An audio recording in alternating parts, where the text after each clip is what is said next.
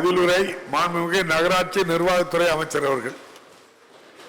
மாண்புமிகு பேரவைத் தலைவர் அவர்களே, ஒரு குக்கிராமத்திலே விவசாயியாக இருந்த எங்களை தலைவர் கலைஞர் அவர்கள் சீராட்டி பாராட்டி இயக்கத்திலும் பொறுப்பு தந்து அரசிலும் பொறுப்பு தந்து 20 ஆண்டு காலத்திற்கு மேலாக எங்களை வளர்த்து வந்த தலைவர் கலைஞர் அவர்களை இருக்கும் திசை நோக்கி வணங்குகிறேன்.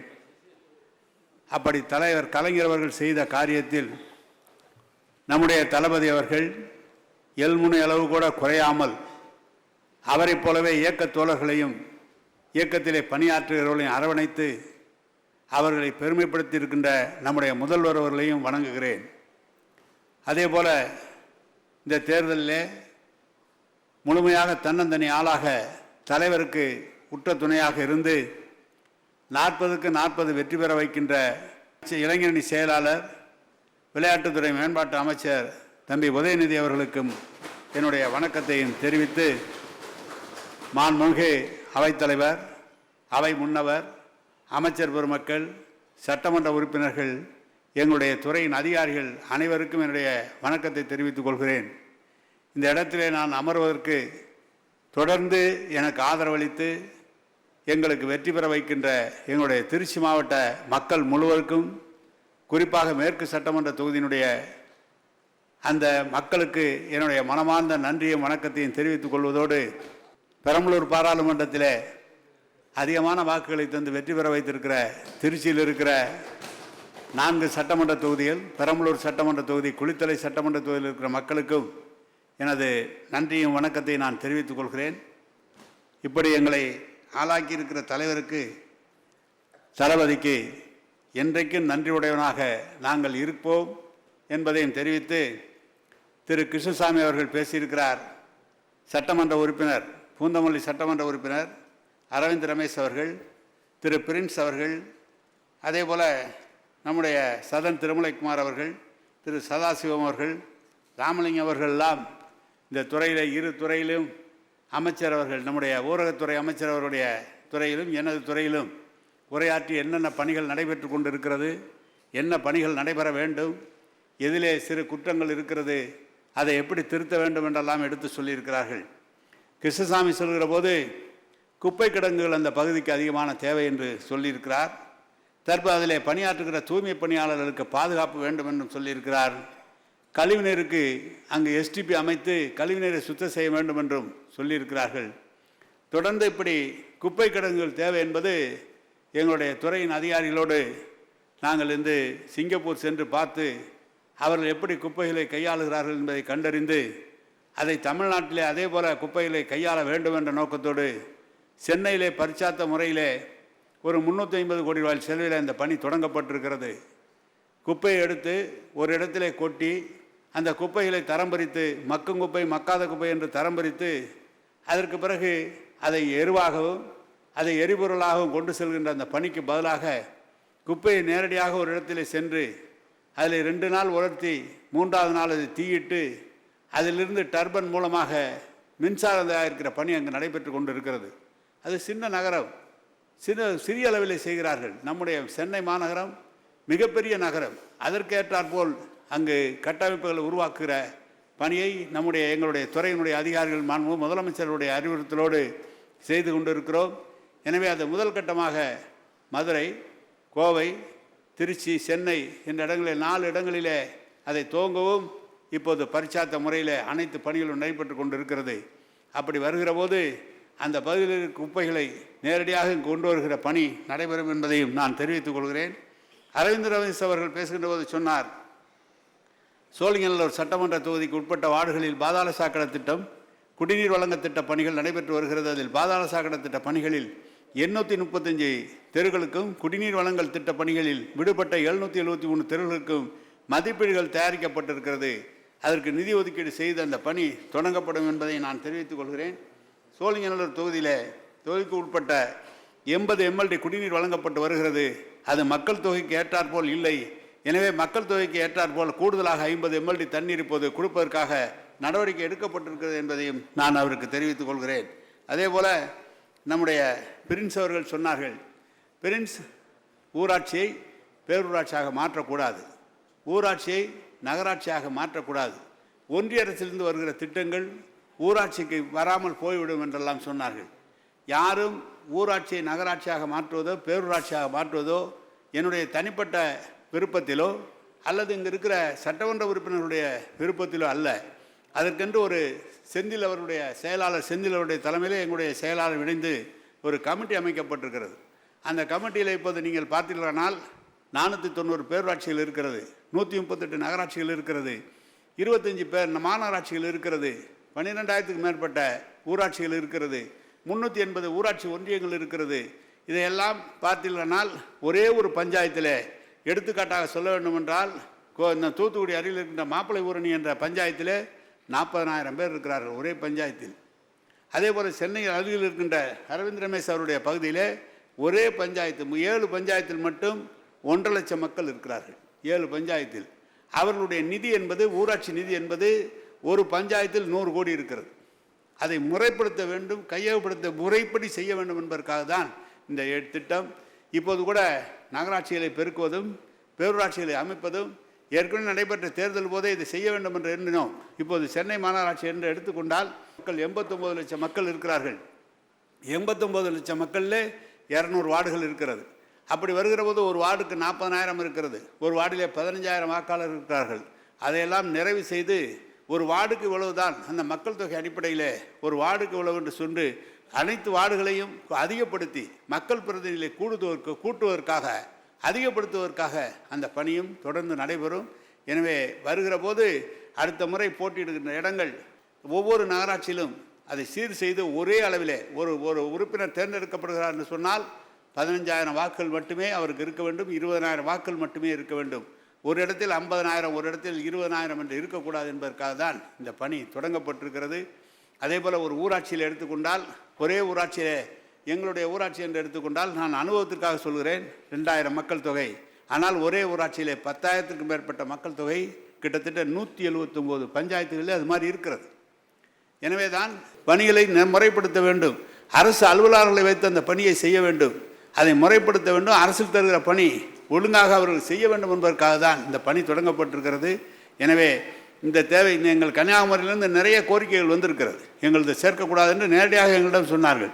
உங்களுக்கு விருப்பமில்லை என்று சொன்னால், உங்களுடைய தேவையில்லை என்று சொன்னால் அதை எடுக்க வேண்டிய அவசியம் இல்லை, அது ஒன்றும் எங்களுடைய கட்டாயம் இல்லை. ஒரு பஞ்சாயத்தில் உங்களுக்கு 4,000 வாக்குகள் இருக்கிறது என்று வைத்துக் கொள்ளுங்கள், பஞ்சாயத்தை 2ஆக பிரித்து விடுவார்கள். அந்த பஞ்சாயத்தை 2ஆக வரும். ஒன்றிய அரசிலிருந்து வருகிற நிதி வருகிறது என்று சொன்னால் அதை அவர்களுக்கு கிடைக்கட்டும், எங்களுக்கு உண்டு, அதில் ஒன்று எங்களுக்கு ஆட்சேபனை இல்லை. அதனால்தான் நம்ம பிரின்ஸ் சொல்வதை அவருடைய துப்புரவு பணியாளர்கள் பற்றி சொன்னார்கள். அதே போல் டாய்லெட் போர்டில் இருக்கிற பைப்புகளை எல்லாம் மாற்ற வேண்டும் என்று சொல்லியிருக்கிறார்கள். அது முறைப்படி ரெட்ரோஃபிட்டிங் மூலமாக ஏற்கனவே வழங்க இருக்கின்ற பைப்புகள் 50 ஆண்டுகள் 40 ஆண்டுகள் ஆகிவிட்ட காரணத்தால் நெடுஞ்சாலைத்துறை விரிவாக்கம் நடைபெறுகிறது. அதிலே பைப்புகள் பழுதுபட்டு விடுகின்றன. இங்கே இருக்கிற இன்றைக்கு சென்னையில் எங்களுக்கு தண்ணீர் தேங்குகிறது என்று சொன்னால் முழுக்க மெட்ரோ ரயில் திட்டத்தால் தான் பல இடங்களிலே தண்ணீர் தேங்குகிறது. இல்லை என்று சொன்னால் வடிகால் போய்விடும். எனவே அந்த திட்டத்தையும் அவர் பிரின்ஸ் சொல்வதையும் செய்யப்படும் என்பதை தெரிவித்துக் கொள்கிறேன்.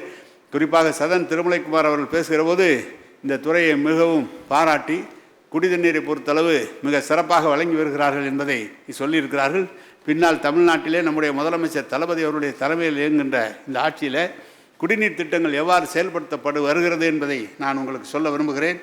வீரக்கல்பட்டி, பிஎன்பட்டி ஆகிய பேரூராட்சியில் குடிநீர் திட்ட குழாயில் அடிக்கடி உடைப்பு ஏற்பட்டு வருவதாக சொல்லியிருக்கிறார். உடைப்புகள் இப்போது சரிப்பட்டு 1.9 சைபர் 2 MLD கிட்டத்தட்ட தண்ணீர் கொடுத்து கொண்டிருக்கிறோம். அதையும் கவனித்து அவர்களுக்கு தர வேண்டிய அந்த முறைப்படி அந்த பைப்புகளையும் சரி செய்து உங்களுக்கு கொடுக்கப்படும் என்பதையும் தெரிவித்துக் கொள்கிறேன். அதே போல் காவிரி நீரில் கலப்பதாக இங்கே நீங்கள் தண்ணீர் கழிவுநீர் கலப்பதாக சொல்லியிருக்கிறீர்கள். அதில் இந்த பிடபிள்யூவில் இடம் கொஞ்சம் கொடுக்கல, இல்லைனா உடனடியாக அந்த வேலையும் உங்களுக்கு நாங்கள் முடித்து கொடுப்போம். ஆக்கிரமிப்பெல்லாம் அகற்ற வேண்டும் என்று சொல்லியிருக்கிறீர்கள். நீங்கள் ஒத்துழைத்தால், நீங்கள் எங்களோடு இருந்தால் ஆக்கிரமிப்பு அகற்றலாம். ஏனென்றால் பாதி பேர் உங்கள் ஆளுங்க, நீங்கள் செஞ்சால் ஆக்கிரமிப்பு அகற்றலாம். ஒரு பேருந்து நிலையம் முழுக்க மாநகராட்சிக்கு இடம் வேண்டும், நகராட்சிக்கு இடம் வேண்டும். எனவே அதை செய்வோம் என்பதையும் தெரிவித்துக் கொள்கிறேன். அதே போல் நம்முடைய ராமலிங்கம் அவர்கள் குடிநீர் தேவை பேருந்து நிலையம் புதிதாக கட்டி கொண்டிருக்கிறோம். எனவே தான் இந்த நீங்கள் சொன்ன கோரிக்கைகள் அனைத்துமே நடைபெற்று கொண்டு இருக்கிறது என்பதை நான் இங்கே தெரிவித்துக் கொள்கிறேன். இங்கே அதே போல் நம்முடைய ஒரு உள்ளாட்சி உனக்கு ஒரு குறிப்பு சொல்கிறேன். ஒரு உள்ளாட்சியில் பகுதியினை குறைந்தபட்சம் 10,000 மக்கள் தொகை 30 லட்சம் வருமானம் இருந்தால் உள்ளவற்றை பேரூராட்சியாகவும், குறைந்தபட்சம் 30,000 மக்கள் தொகை 50 லட்சம் ரூபாய் வருமானம் இருந்தால் அவற்றை நகராட்சியாகவும், குறைந்தபட்சம் 3 லட்சம் மக்கள் தொகையும் 30 கோடி ரூபாய் வருமானம் இருந்தால் அது மாநகராட்சியாக தரம் உயர்த்தலாம் என்பது தற்போது சட்டத்தில் இருக்கிறது, நான் போட்ட சட்டத்திலே இருக்கிறது. ஆனால் இங்கு நான் உங்களுக்கு எடுத்து சொல்கிறேன், இப்போது 4 மாநகராட்சிகள் அறிவிக்கப்பட்டிருக்கிறது. நம்முடைய புதுக்கோட்டை, திருவண்ணாமலை, நாமக்கல் போன்ற காரைக்குடி 4 நகராட்சிகள் அறிவிக்கப்பட்டிருக்கிறது. பொதுமக்களுடைய கருத்தை கேட்டு, அவர்களுடைய அபிப்பிராயத்தை கேட்டு, அது ஒரு மாவட்ட ஆட்சித்தலைவர் மூலமாக அறிக்கை வந்து இந்த 4 மாநகராட்சிகளும் இன்னும் அடுத்த 20 நாட்களாக மாநகராட்சிகள் அறிவிக்கப்பட்ட மாநகராட்சிகள் தரம் உயர்த்தப்படும். புதிய மாநகராட்சிகள் தொடங்குவதற்கும், அந்த ஏன் தொடங்க போகிறோம் புதிய மாநகராட்சி என்று சொன்னால், குறிப்பாக உங்களுக்கு சொல்கிறேன், ராமேஸ்வரம் இருக்கிறது, அங்கே திருவண்ணாமலை இருக்கிறது. திருவண்ணாமலை ஒரு அன்றைக்கு விரிவலை பாதை என்று சொன்னால் 5 லட்சம் 10 லட்சம் மக்கள் வருகிறார்கள். அதே போல் கோவில்கள் அதிகமாக இருக்கிற பகுதியில், மக்கள் அதிகமாக வருகிற பகுதியில் அதை தரம் உயர்த்தினால்தான் அந்த பணிகள் செவனை செய்ய முடியும் என்பத காரணத்திற்காக தான் தரம் உயர்த்துகிற பணியே நாங்கள் சொல்லியிருக்கிறோம். நீங்கள் வேண்டாம் என்று அந்த பணி தொடங்கி மாவட்ட ஆட்சியர் அலுவலகம் இருக்கிற 7 மாவட்ட ஆட்சியர் தலைவர் அலுவலகம் இருக்கிற இடங்கள் கிராம பஞ்சாயத்தில் இருக்கிறது. அது எப்படி அவர்களுக்கு தேவையானதை செய்து கொடுக்க முடியும்? அதற்காக தான் தரம் உயர்த்த வேண்டும் என்ற நோக்கத்தோடு கோவில்கள் இருக்கிற இடம், அதிகமான மக்கள் கூடுகிற இடம், அதே போல் பொழுதுபோக்கு ஊட்டி போன்ற இருக்கிற இடங்கள், ஏற்காடு போன்ற இருக்கிற இடங்கள்லாம் தேவையான செய்து கொள்வதற்காக தான் தரத்தை உயர்வுக்காக அந்த நடவடிக்கை எடுக்கப்பட்டிருக்கிறது. எனவே தான் எப்படி எங்களுக்கு வந்திருக்கிற திட்டங்கள் உங்களை நம்முடைய பிரின்ஸ் அவர்கள் வேண்டாம் என்று சொல்லியிருக்கிறார்கள். கிட்டத்தட்ட டோட்டல் பஞ்சாயத்து இருக்கிறது 10,000 பாப்புலேஷனுக்கு மேலே இருக்கிறது, 177 பஞ்சாயத்துகள் இருக்கிறது, வில்லேஜ் பஞ்சாயத்து. அதே மாதிரி propose to merge with municipality corporation 23 village panchayat fulfilled in criteria to convert as town panchayat 25 அது மாதிரி பண்ண போகிறதுக்காக கோரிக்கை வந்திருக்கிறது. அதே போல் total village panchayat upgraded or TP detection DMA proposal அது 152 வந்திருக்கிறது. அதே போல் tourist places, hill stations, pilgrim centres 46 இடங்கள் இருக்கிறது. அதே போல் recommendation of list by MP MLAs public representatives total கிட்டத்தட்ட 776 இடங்களை தரம் உயர்த்த வேண்டும் என்று எம்எல்ஏக்களும் எம்பிக்களும் இருக்கிற வியாபாரிகளும் அப்படி கொடுத்திருக்கிறார்கள். எனவே merger of village panchayat with town panchayat 147 இடங்களிலே டவுன் பஞ்சாயத்தை உருவாக்குகிற இடம் இப்போது ப்ரொப்போசல் இருக்கிறது. Amalgamation of VP town village panchayat to constitute 11 town panchayat 3-4 இடங்களை சேர்த்து டவுன் பஞ்சாயத்தாக உருவாக்குற 29 இடங்களில் இருக்கிறது. இது வருமானால் 490 பேரூராட்சிகள் இருப்பது 700 பேரூராட்சிகளாக தரம் உயரும். இருக்கிற 138 நகராட்சி என்பது 150 வருகிறது, கிட்டத்தட்ட 200க்குள்ளாக அது வரும். இங்கே இருக்கிற நகராட்சிகள், மாநகராட்சிகள் இப்போது 25 இருப்பதை நம்முடைய சின்ன மாநிலம் குஜராத், நம்மை விட மிக சின்ன மாநிலம், அந்த ஊரில் 50 மாநகராட்சிகள் இருக்கிறது. நாம் இன்னும் 25 மாநகராட்சியில் இருக்கிறோம். எனவே தான் அதையெல்லாம் பக்கத்து மாநிலங்களில் எப்படி நடைபெறுகிறது அப்படி இருக்கிறதை தரம் உயர்த்துவதற்காக இந்த கமிட்டி அமைக்கப்பட்டிருக்கிறது. இன்னும் சொல்லப்போனால் 2011 மக்கள் தொகை அடிப்படையில் 42% அர்பன் நகர்ப்புறங்களில் இருக்கிறார்கள். ஆனால் இன்றைக்கு அதற்கு பிறகு இப்போது பார்த்தால் நகர்ப்புறங்களில் வசிக்கின்ற மக்களினுடைய தொகை என்பது 60% மேல் இருக்கிறது. 60% மட்டுமல்ல, தினந்தோறும் நகரத்திற்கு வந்து செல்கின்ற அந்த மக்களுடைய தொகை அதில் 10%, கிட்டத்தட்ட 70% அவர்களுக்கு தேவையான சாலை போட வேண்டும், அவர்களுக்கு தேவையான குடிநீர் தர வேண்டும், கிட்டத்தட்ட கழிப்பறைகள் தர வேண்டும், கழிவுநீர் செல்ல வேண்டும், மழைநீர் வடிகால்கள் அமைக்க வேண்டும், பேருந்து வசதிகள் செய்ய வேண்டும், சந்தை பொருள்கள் அவர்களை சந்தைப்படுத்துவதற்காக மார்க்கெட்டுகள் அமைக்க வேண்டும். இப்படியெல்லாம் அமைக்கின்ற போது அந்த மாநகராட்சிக்கு வருவாய் வருகின்ற வகையில் அந்த பணியும் செய்தாக வேண்டும். அதற்காக தான் இதை செய்கிறோமே தவிர தனிப்பட்ட முறையில் இல்லை. காலையில் நம்முடைய எதிர்க்கட்சி தலைவர், காங்கிரஸ் கட்சியினுடைய தலைவர் அவர்கள், நம்முடைய சிறு குறு வாழ்விட மேம்பாடு அமைச்சர் அவர்களும் குன்றத்தூர் நகராட்சி மற்றும் 20 கிராம ஊராட்சிகளை ஒருங்கிணைத்து பாதாள சாக்கடை திட்டத்தினை நிறைவேற்ற வேண்டும். டிபிசிஎல் நிறுவனத்தால் திட்ட அறிக்கை டிபிஆர் தயாரிக்கப்பட்டுள்ளது, பரிசீலனை செய்து நிறைவேற்ற நடவடிக்கை எடுக்கப்படுகிறது என்பதை தெரிவித்துக் கொள்கிறேன். பூந்தமல்லி திருவேற்காடு மாங்காடு ஒருங்கிணைந்த பாதாள சாக்கடை திட்டம் ரூபாய் 972.73 கோடியில் நிறைவேற்றப்பட்ட அரசாணை எண் 93 நகராட்சி நிர்வாக நாள் 12/7/2023 ஒப்புதல் அளிக்கப்பட்டுள்ளது. கிட்டத்தட்ட SBM 251.54 கோடி, KF நிதி 680.9 கோடி, GCF நிதி 40. இந்த நிதி வாங்கி அந்த பணியும் தொடங்கப்பட்டிருக்கிறது என்பதை நான் தெரிவித்துக் கொள்கிறேன். எனவே அடுத்து செம்பரம்பாக்கம் ஏரியிலிருந்து திறந்து விடப்படும் உபரி நீர் ஆற்றுக்கு சென்று விரயமாகிறது என சட்டமன்ற உறுப்பினர் தெரிவித்த இதனை மாங்காடு மற்றும் குன்றத்தூர் நகராட்சி மக்களின் குடிநீர் தேவைக்கு பயன்படுத்துமாறு கோரியுள்ளார். உபரி நீரை சிக்கராயபுரம் கல்குவாரியில் சேமிக்கும் வகையில் நீர்வளத்துறை ரூபாய் 35 கோடியில் அரசாணை அளிக்கப்பட்டுள்ளது. பணிகள் விரைவில் துவங்கும் என அறியப்படுகிறது. தற்போது போதுமான குடிநீர் மாங்காடு மற்றும் குன்றத்தூர் நகராட்சி மக்களுக்கு வழங்கப்பட்டு வருகிறது. இருப்பினும் சட்டமன்ற உறுப்பினர் கோரிக்கை பரிசீலனை செய்து நடவடிக்கை எடுக்கப்படும் என்பதை நான் தெரிவித்துக் கொள்கிறேன். அடுத்து நம்முடைய கிருஷ்ணாயபுரம் சட்டமன்ற உறுப்பினர் மேட்டூர் நகராட்சி மேட்டூர் பாதாள சாக்கடை திட்டத்தில் சதாசிவம் 9957 வீட்டு இணைப்புகள் வழங்கப்பட வேண்டும். இதுவரை 4951 வீட்டுக்கு இணைப்புகள் வழங்கப்பட்டுள்ளது. 2 மாத காலத்திற்குள் மீதி இணைப்புகள் வழங்கப்படும். STP முழுமையாக பயன்பாட்டு கொண்டு வரப்படும் என்பதை தெரிவித்துக் கொள்கிறேன். சாலை பணிகள் 23-24 26 கிலோமீட்டரும், 24-25 2.94 கிலோமீட்டரும், 22-23 16 ஆக 30.67 கிலோமீட்டர் சாலைகள் எடுத்துக்கொள்ளப்பட்டிருக்கிறது. பணிகள் எடுத்துக்கொள்ளப்பட்டுள்ளது. பாதாள சாக்கடை திட்ட பணிகள் முடிந்தவுடன் அந்த சாலைகள் போடப்படும் என்பதை தெரிவித்துக் கொள்கிறேன். நம்முடைய சட்டமன்ற உறுப்பினர் சிவகாம சுந்தரி அவர்கள் சொன்னார், கரூர் சட்டமன்ற உறுப்பினர் கரூர் மாநகராட்சி பகுதிக்கு உட்பட்ட 13, 14, 15, 16 மற்றும் 18வது வார்டில் குடிநீர் மற்றும் சாலை வசதி கோரியுள்ளார். கரூர் மாநகராட்சிக்கு பாதாள சாக்கடை திட்டம் ரூபாய் 476.12 கோடி மற்றும் குடிநீர் மேம்பாட்டு பணிகளுக்காக 113.20 கோடியில் செயல்படுத்த அரசாணை எண் 93 நகராட்சி நிர்வாகத்துறை 12/7/2023 ஆணையிடப்பட்டுள்ளது.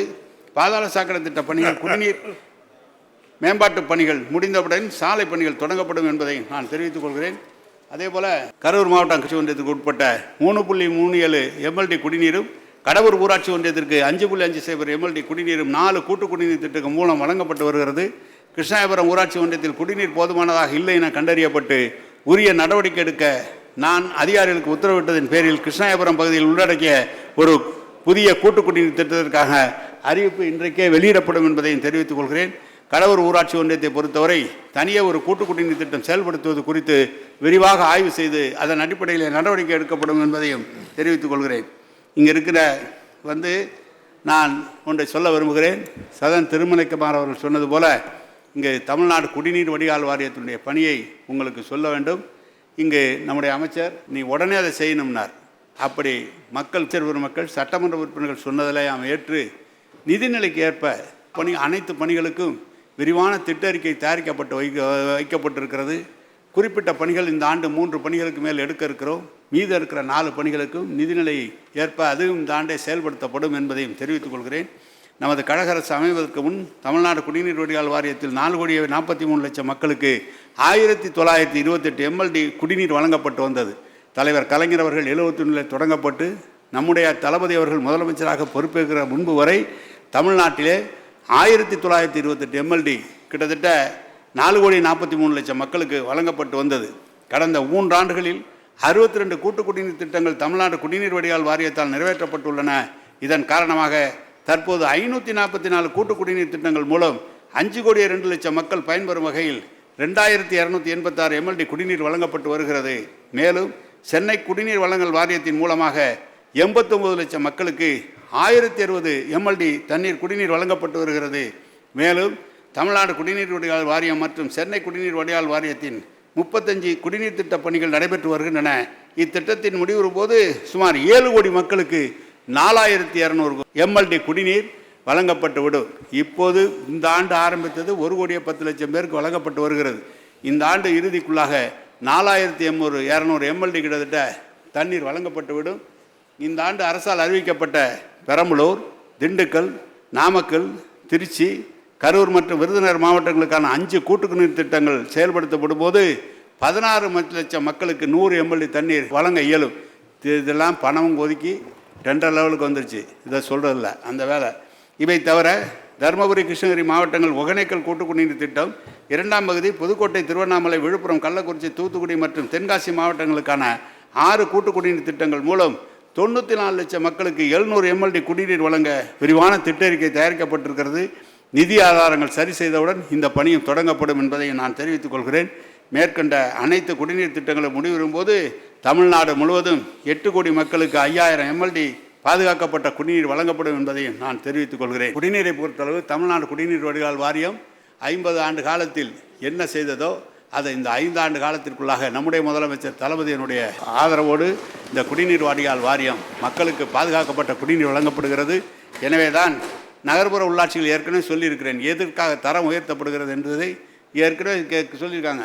நம்ம திருவையாறு போன்ற பகுதிகளுக்கே தெரியும், சங்ககிரி போன்ற பேரூராட்சிகள்லாம் 40,000 மக்கள் தொகைக்கு மேலாக இருக்கிறது. எனவே அந்த எல்லாம் நகராட்சியாக உயர்த்த வேண்டும் என்ற அண்ணன் நம்முடைய கொங்கு தலைவர் அவர்களும் கேட்டிருக்கிறார்கள். அதையெல்லாம் இந்த கமிட்டியில் முடிவு செய்தவுடன் ஓரிரு மாதங்களில் அனைத்து நகராட்சியாக தரம் உயர்த்தப்படும், பேரூராட்சிகள் தரம் உயர்த்தப்பட்டு பேரூராட்சிகள் அதிகப்படுத்தப்படும், அதே போல் மாநகராட்சிகளும் அதிகப்படுத்தப்படும் என்பதையும் நான் தெரிவித்துக் கொள்கிறேன். அதை தவிர சென்னைக்கு எப்போது பார்த்தாலும் வெள்ளம் வருகிறது, வெள்ளம் அதிகமாக பாதிக்கப்படுகிறது. இருக்கிற 3 ஆறுகள் அடையாறு, வேணால் அடையாறு, கூவம் போன்ற நதிகளை சீரமைப்பதற்காக நதிகள் சீரமைப்பு அறக்கட்டளை ஒன்று இருக்கிறது. அதில் கிட்டத்தட்ட தனியார் பங்களிப்போடு 1500 கோடி செலவில் அனைத்து நதிகளையும் சரி செய்து சாலை அந்த கரையை பலப்படுத்தி கரையிலே நடைபாதை அமைத்து மக்கள் பொழுதுபோக்காக இருக்கிற பூங்காக்கள் அமைக்கிற பணியும் நடைபெற்று வருகிறது என்பதையும் நான் இந்த நேரத்தில் தெரிவித்துக் கொள்கிறேன். தெருநாய்கள் பிரச்சனை மிக மிக பிரச்சனை. இந்த கொரோனா காலத்தில் 2 ஆண்டு காலம் அதை சரியாக கையாளாத காரணத்தால் இன்றைக்கு நிறைய பிரச்சனை வந்திருக்கிறது. நிறைய பணக்காரர்கள் நாயை வளர்க்கிறார்கள். வளர்க்கின்ற போது அதை பாதுகாப்பாக வளர்க்க வேண்டும் என்று நாங்களும் எவ்வளோ எங்களுடைய ஆணையர் அவர்கள் அதற்காக தினந்தோறும் அதற்காக அறிக்கை விடுகிறார், பார்க்கிறார், எல்லாம் செய்கிறார்கள். ஆனால் அவர்கள் பார்க்கில் கொண்டு வரும்போது சில தவறுகள் நடந்து விடுகிறது. சரி, மாநகராட்சி அதிகாரிகளே இதுக்காக கிட்டத்தட்ட 78 பயிற்சி பெற்ற அலுவலர்கள் இருக்கிறார்கள். அதற்கு வண்டி இருக்கிறது. அது என்ன செய்யணும், நாயை பிடிச்சி அது கருத்தடை பண்ணி அதை கொண்டு 3 நாளைக்கு பாதுகாத்து அதே இடத்துல திருப்பி கொண்டு வந்து விடணும். அப்படி விடலைன்னா அவனுக்கு 5 ஆண்டு ஜெயிலுன்னு போடுறாங்க. நீங்கள் பாருங்கள் ஒன்றிய அரசினுடைய சட்டம் எப்படி இருக்கிறது என்று. அதனால தான் அதில் இருக்கிறது அதிக கவனம் எடுத்திருக்கிறோம். இன்னும் அலுவலர்களை வைத்து அந்த நாய்களை கட்டுப்படுத்தி கருத்தடை செய்து நாய்களுக்கு கருத்தடை செய்து பெருகாமல் பார்த்து கொண்டு மக்களிடம் பாதுகாக்கிற பணியை துறை நிச்சயமாக எடுக்கும் என்பதையும் தெரிவித்துக் கொள்கிறேன். அதே போல் மாடுகள் அதிக இடத்துல பாதிக்கப்படுவது. மாடுகள் வேண்டாம் என்று என்றால் சொல்கிறார்கள். அந்த மாடு வருகிற போது அகத்துக்கீரை கொடுக்குறார்கள். அவர்கள் ரெண்டையும் அவருக்கு தேவை, அவர் மதச்சார்பற்ற கொடுக்குறார்கள். நாங்கள் அதுக்காக முதல் தடவை பிடிச்சா 5000, 2வது தடவை பிடிச்சா 10,000 இருக்குது. இந்த தடவை 3வது தடவை பிடிச்சா பறிமுதல் சென்று ஏலம் விடுறன்னு சொல்லியிருக்கோம். அதுக்கான சட்டம் வரும். எனவே அதுக்கான நடவடிக்கைகளை முழுமையாக துறை எடுத்துக்கொண்டு இருக்கிறது என்பதை நான் தெரிவித்துக் கொள்கிறேன். இங்கே இருக்கிற மாண்பு பேரவைத் தலைவர் அவர்களே, இந்த பேரவையில் 4வது ஆண்டாக நகராட்சி நிர்வாகம் மற்றும் குடிநீர் வழங்கல் துறையின் மானிய கோரிக்கை விவாதத்தின் மீது என் பதிலுரையை தொடங்குகிறேன். இத்துறையில் மிக இன்றியமையாத கடமைகள் தமிழ்நாட்டு மக்களுக்கு தங்கு தடையின்றி குடிநீர் வழங்குதல், சாலைகள் மற்றும் மழைநீர் வடிகால் அமைத்தல், திடக்கல்வி மேலாண்மை, கழிவுநீர் அகற்றல், தெருவிளக்குகள் பராமரித்தல், பொது சுகாதாரம் பாதுகாத்தல், நகர்ப்புற ஆரம்ப சுகாதார நிலையங்கள் அமைத்தல், நகர்ப்புற நீர்நிலைகளை பாதுகாத்தல், குடிசை பகுதிகளை மேம்படுத்துதல், நகர்ப்புற வேலைவாய்ப்பு மற்றும் அடிப்படை கல்வியை உறுதி செய்தல், நூலகங்கள் அமைத்தல், பூங்காக்கள் மற்றும் விளையாட்டு மைதானங்கள் அமைத்தல், நகரமைப்பு பணிகளை முறையாக செயல்படுத்துதல் மற்றும் நகர்ப்புற வாழ்வாதாரத்தை வழங்குதல் போன்ற எண்ணற்ற பணிகளாகும். சென்னை பெருநகர சென்னை மாநகராட்சி உள்பட 21 மாநகராட்சிகள், 138 நகராட்சிகள் மற்றும் 490 பேரூராட்சிகள், தமிழ்நாடு குடிநீர் வடிகால் வாரியம், பெருநகர சென்னை குடிநீர் வழங்கல் மற்றும் கழிவுநீர் அகற்று வாரியம் மற்றும் சார்பு நிறுவனங்களாக டுபிகோ, டுபிசல், டுபிக், சென்னை நதிகள் சீரமைப்பு அறக்கட்டளை மற்றும் புதிய திருப்பூர் பகுதி மேம்பாட்டு கழகம் ஆகிய மூலம் இப்பணிகள் செயல்படுத்தப்பட்டு வருகின்றன. மேலும் நகரங்களில் அபரிதமான வளர்ச்சியை கருத்தில் கொண்டு காரைக்குடி, புதுக்கோட்டை, திருவண்ணாமலை மற்றும் நாமக்கல் ஆகிய நகராட்சிகளை மாநகராட்சியாக தரம் உயர்த்தி மாண்பு முதலமைச்சர் அவர்கள் அறிவித்துள்ளார்கள். மேலும் வளர்ந்து வரும் நகர்ப்புற வளர்ச்சி, வரலாற்று முக்கியத்துவம் மற்றும் ஆன்மீக தலங்கள், நகரத்திற்கு வந்து செல்லும் மக்களின் வசதிகள் ஆகியவற்றை கருத்தில் கொண்டு நகர்ப்புற உள்ளாட்சிகளில் நிலை உயர்த்தவும் மற்றும் தகுதியான கிராம ஊராட்சிகள் பேரூராட்சிகளாகவும், பேரூராட்சிகள் நகராட்சிகளாகவும், நகராட்சிகள் மாநகராட்சியாகவும் தரம் உயர்த்தவும், மேலும் இவற்றிற்கு அருகில் அமைந்துள்ள வளர்ச்சியடைந்த உள்ளாட்சிகளை இணைத்து நகர்ப்புறங்களை விரிவாக்க நடவடிக்கை எடுக்கப்பட்டு வருகிறது. கழக அரசில் பொறுப்பேற்றதிலிருந்து இந்த 3 ஆண்டு காலத்தில் மட்டும் இந்த துறையில் தமிழ்நாட்டு மக்களுக்காக நம்முடைய முதலமைச்சர் தளபதி அவருடைய ஆணையின் பேரில் எவ்வளவு நிதி ஒதுக்கப்பட்டிருக்கிறது என்பதை நான் இப்போது எடுத்து சொல்கிறேன். 3 ஆண்டு காலத்தில் இவ்வளவு பணிகள் நடைபெற்றிருக்கிறது. இந்த ஆண்டு என்ன நடைபெற்றுகிறது என்பதை அறிவிப்பின் மூலமாக அது உங்களிடம் சொல்கிறேன். நேரம் அதிகமாகும், எனவே அதை நீங்களே படித்துக் கொள்ளலாம். குறிப்பாக ஓரிரண்டை மட்டும் நான் சொல்ல விரும்புகிறேன். 8672 மதிப்பீட்டில் 13,387 கிலோமீட்டர் நிலத்திற்கு சாலை பணிகள் முடிவற்றும் 1261 கிலோமீட்டர் சாலை பணிகள் நடைபெற்று வருகின்றன. மேலும் இந்த ஆண்டு 2513 கிலோமீட்டர் நீளம் உள்ள சாலை பணிகள் 1272 கோடி மதிப்பீட்டில் நடைபெற்று வருகின்றன. கொஸ்தலை ஆறு மற்றும் சென்னையை சுற்றியுள்ள நடைபெறும் பணிகள் உட்பட 6878 கோடி மதிப்பீட்டில் 2641 கிலோமீட்டர் நீளத்திற்கு மழைநீர் வடிகால் திட்டப்பணிகள் முடிக்கப்பட்டு மேலும் 669 கிலோமீட்டர் நீளத்திற்கு நடைபெற்று வருகின்றன.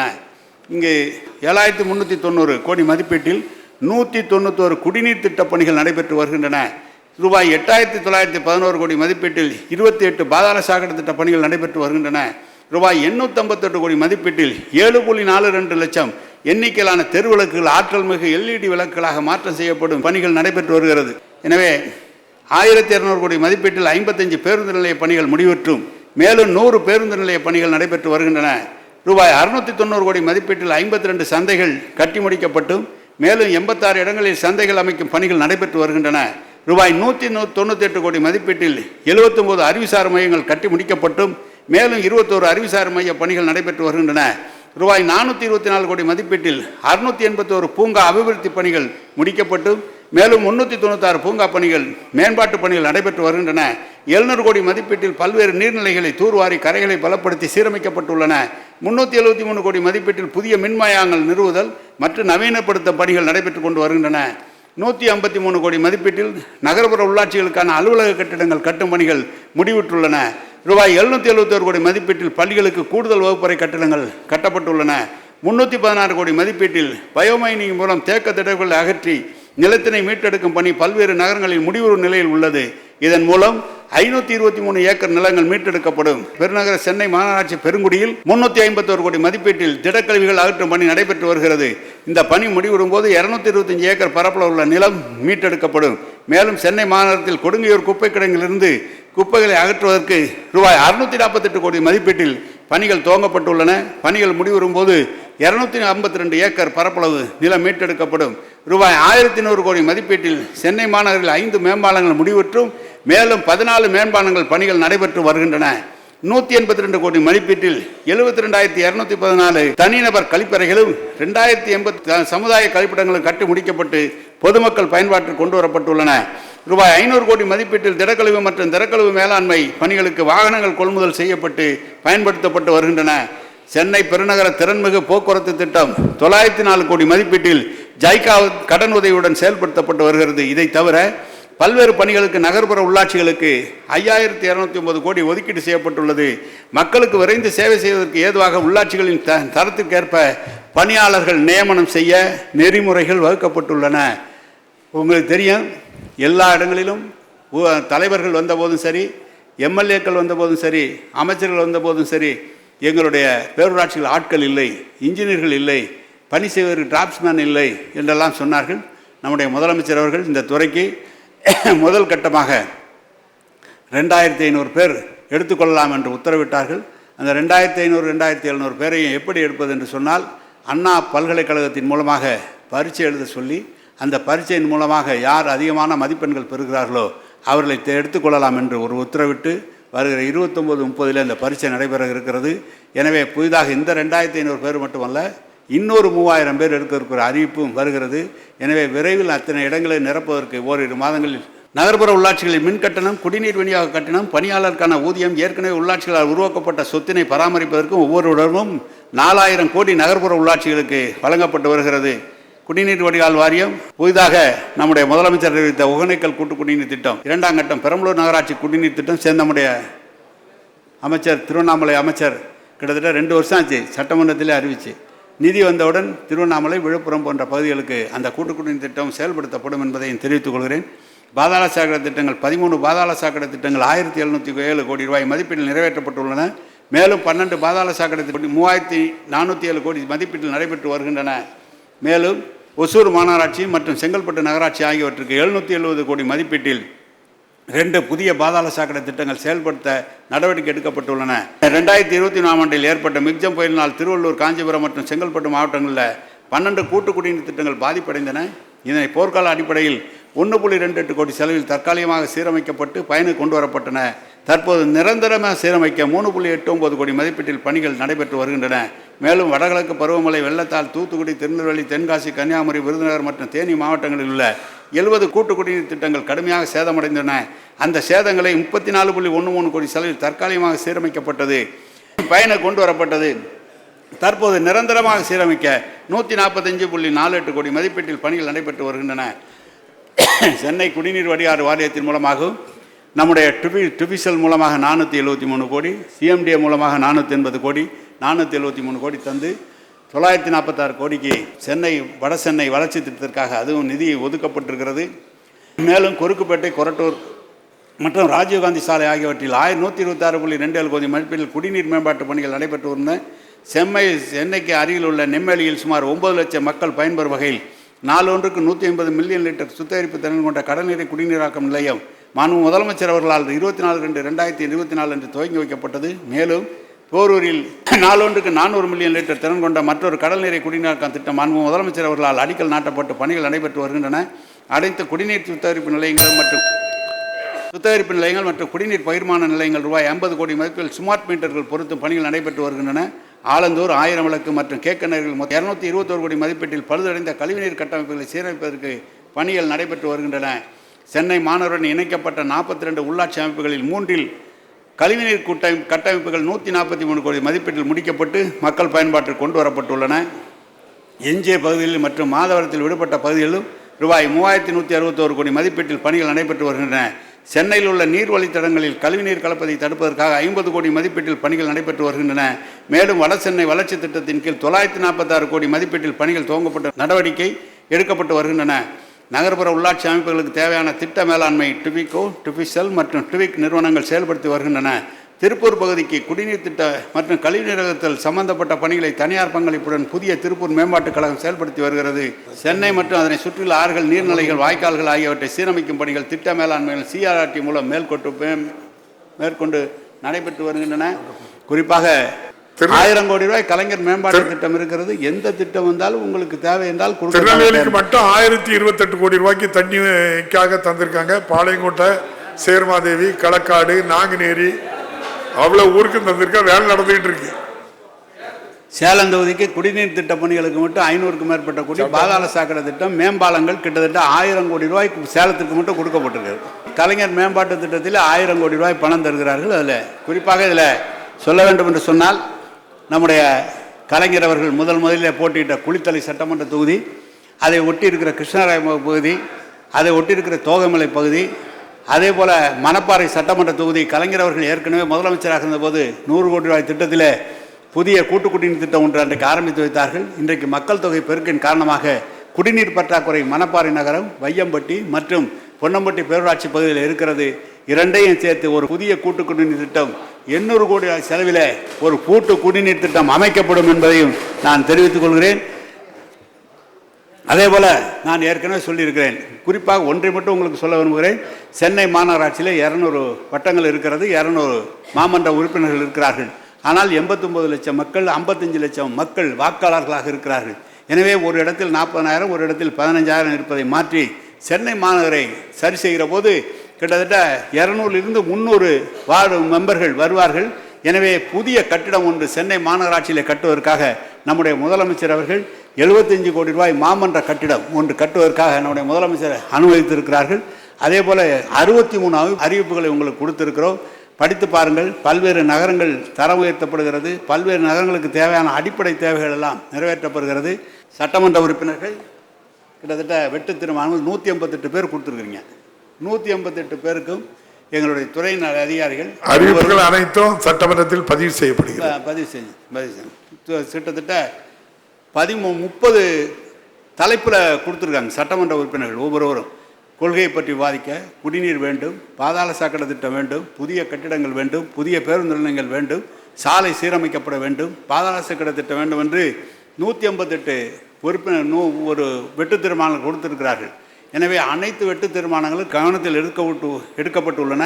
எனவே அது தேவையான இடத்தில் தேவையான நேரத்தில் மாண்பு முதலமைச்சருடைய அனுமதியை பெற்று நிதிநிலைக்கு ஏற்ப படிப்படியாக செயல்படுத்தப்படும் என்பதையும் தெரிவித்து, மாண்பு உறுப்பினர்கள் கொடுத்திருக்கிற வெட்டு தீர்மானங்களை விலக்கி கொண்டு என்னுடைய மானிய கோரிக்கை நிறைவேற்றி தர வேண்டும் என்று உங்களை எல்லாம் அன்போடு கேட்டு அமைகிறேன். வணக்கம். இந்த துறையில் எங்களுடைய துறையின் அதிகாரிகள் அனைத்து அதிகாரிகளும் செயல்படுகிறார் என்று சொன்னாலும் ஒரு அதிக கவனத்தோடு எனக்கு மிக ஒத்துழைப்பு தந்து இந்த மானிய கோரிக்கை கிட்டத்தட்ட இந்த புத்தகம் பார்த்திங்கன்னா இவ்வளோ பெரிய புத்தகம் மானிய கோரிக்கையில் யாருக்கு இருக்காது, இதிலிருந்து மட்டும்தான் இருக்குது. எனவே இதை தயார் செய்து தந்திருக்கிற நம்முடைய தலைமை செயலாளர் என்பது எங்களுடைய துறையின் செயலாளராக இருந்தவர். எனவே அவருக்கும் குறிப்பாக நம்முடைய முதலமைச்சருடைய செயலாளர்கள் முருகானந்தம் அவர்கள், உமாநாத் அவர்கள், சண்முகம் அவர்கள், அனுஜார்ஜ் அவர்களுக்கும், எங்கள் துறையின் செயலாளர் மரியாதைக்குரிய திரு கார்த்திகேயன் அவர்களுக்கும், சந்திரகாந்த் காம்ப்ளே அவர்களுக்கும், எங்களுடைய ஆணையர் ராதாகிருஷ்ணன் அவர்களுக்கும், முனைவர் விஜயகுமார் அவர்களுக்கும், ஹனீஸ் சாப்ரா அவர்களுக்கும், எங்களுடைய ட்வாட் எம்டி தட்சிணாமூர்த்தி அவர்களுக்கும், மெட்ரோ எம்டி வினய் அவர்களுக்கும், நம்ம டிடிபி கிரண் குரலா அவர்களுக்கும், டிஎம்இ சிவராஜ் அவர்களுக்கும், எங்களுடைய அலுவலர் பெருமக்களுக்கும், பொறியாளர் பெருமக்களுக்கும் மனமார்ந்த நன்றியை தெரிவித்துக் கொள்கிறேன். வணக்கம். இந்த வீடியோ உங்களுக்கு பிடிச்சிருந்தா ப்ளீஸ் லைக் அண்ட் ஷேர் பண்ணுங்க. மறக்காம எங்க சேனலை சப்ஸ்கிரைபும் பண்ணுங்க.